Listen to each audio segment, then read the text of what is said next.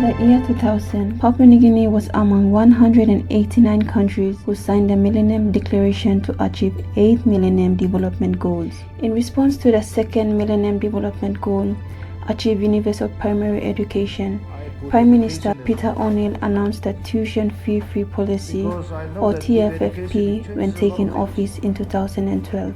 However, problems soon arose in schools across PNG. Although PNG did not achieve any of its Millennium Development Goals, recently re-elected Prime Minister Peter O'Neill intends to continue the implementation of the Tuition Fee Free Policy. When the People's National Congress Party-led coalition took office 5 years ago, the biggest campaign platform was free health and education. Free education, that is universal access to education for all citizens. We have as a school have already started this year. Are policies which aren't working.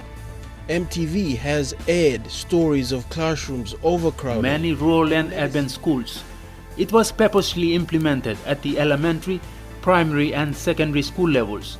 A direct intervention and decisively decision by the O'Neill Dion government. I put education as one of our top priorities. Because I know that with education it changes a lot of things. This documentary is about the impact of large classes on students and teachers in schools in Medan.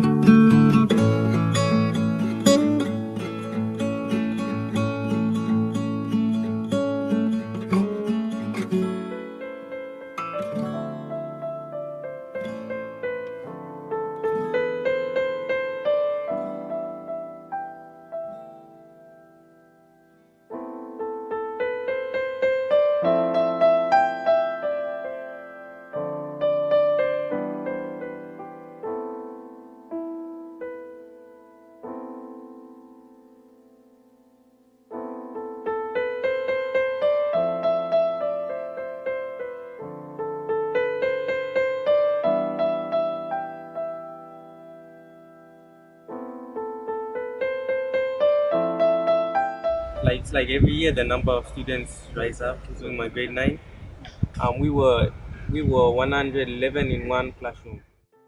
Overcrowded in our classroom is very bad because we don't have the time to spend much time in ourselves. We get to be disturbed by our friends and we get to be bullied, and there's lots of noise in the classroom. There's no enough space to sleep, and I think teachers have not much time to go in our classroom and assist individuals because there's too much students.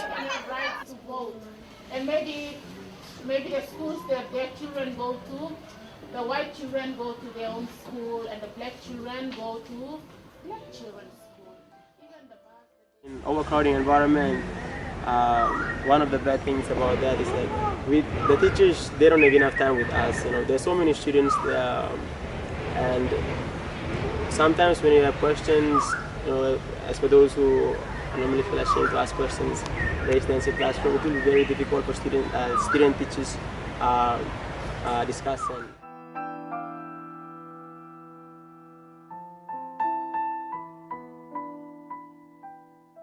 There's a lot of different type of kids from different places,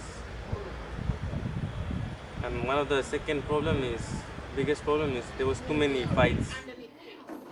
Being the subjects of this policy, the students are greatly affected by it. Some of us we used to be, like top of the class or something, but now since due to the problem, we don't strive harder like we used to, and don't concentrate much in the classroom.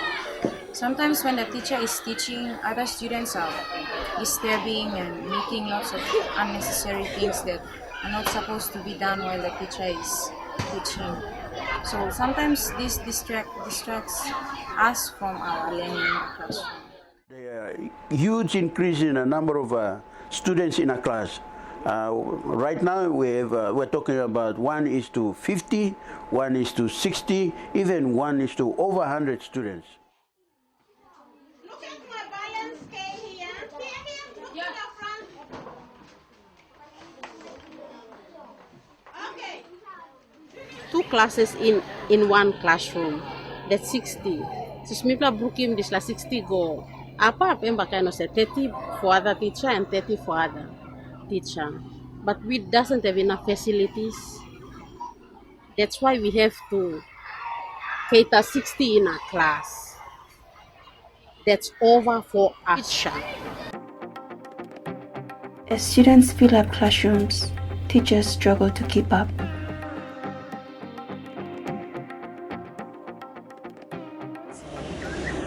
For example, if I have to give tests for a class of 90 plus students, man, that is so much.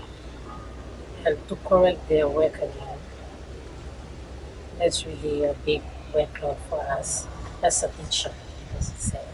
And if I'm, for example, I'm taking 2 classes for science, if 90 times 2 is 180 students, and to make their assessment, everything is so hard. And for a teacher to supervise each individual student it's too much.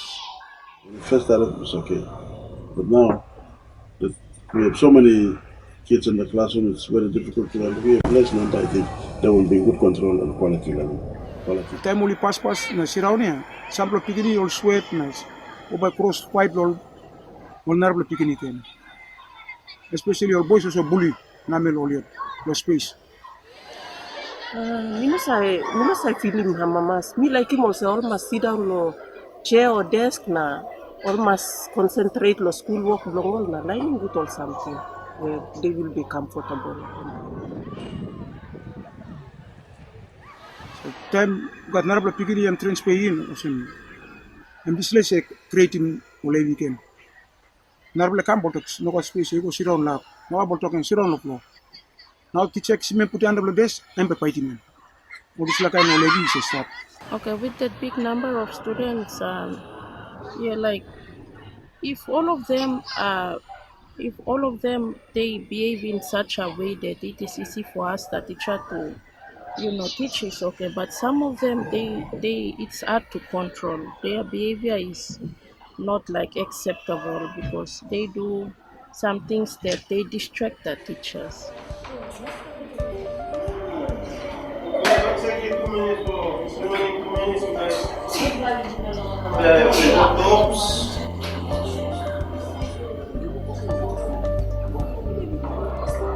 On test day, one student, I was teaching in front and the student keep on whispering and whistling and saying all sorts of bad words towards me. I felt very bad. I left them at around 10 o'clock recess break. Came out. I stayed till lunch. Later, our DPT talked to me and she brought me back inside. We handled 54 students starting from Monday to Friday is very difficult for me. Those students who are roaming the streets because of school fee problems are now attending classes too. And she cannot turn them back because the government wants all children to be in school. There is an increase in enrollment, especially in primary school level. I'm not certain about elementary and secondary. And because of this increase in population, if the schools had not planned for this increased population, because more children are coming to school, because it's easier. Financial wise, the children can now come to school. The parents don't have to pay school fees anymore, so they're free to come. So more children come, and so as a result of that, there are more children in the classroom. We are just implementing that. But because of the policy, free education, education policy, so how about me also picking go house or to go and find another school? It's their right to be in the classroom. Like when they are comfortable, they are able to learn. But when they are not comfortable, it will always disturb them in their learning. Okay, the TFF policy was brought in to fast track the achievement of receiving to help PNG achieve this universal basic education of students. That is to provide a basic education for all children, and so. We were supposed to meet this goal in 2015, and to fast track this policy, the government brought in this policy, GFF policy, so that more children can come to school and receive a basic education. As a training teacher, like sometimes I feel sad because why I said I feel sad is because students are not learning properly because of the shortage of materials. And as teachers, we try our best to provide the best for them so we can produce good students.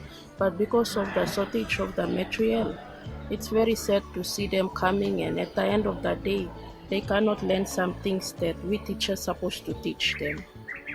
And also whatever we have, we try to provide for them, but we need more assistance apart from what we have in place right now.